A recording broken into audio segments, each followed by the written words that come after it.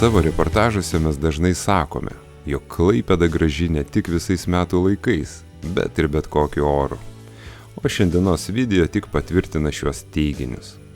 Nors jau kone akivaizdu, jog šiemet kalėdas sutiksime be sniego, o ir Grinčo kėslai pavogti kalėdas nepraėjo be pasiekmių, kai teatro aikštėje subliuškęs mėnulis šiek tiek apkartino kalėdinę nuotaiką.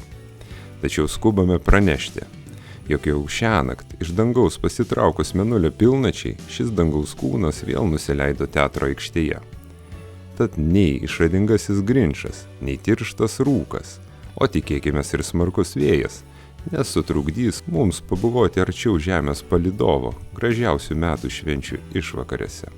Ir kol mes skrajojame virš Klaipėdos kalėdų simbolio ir fiksuojame akimirkas, kai garsioji uostamiesčio pilnatis buvo trumpam palikusi miestą, raginame jūs aplankyti sugrįžusi mėnulį ir kitas spindinčias kalėdų dvasia Klaipėdos vietas ir renginius. Tačiau, jeigu ir neturėsite galimybės tai padaryti, mes dar nekartą parodysime kalėdinės Klaipėdos spindesį.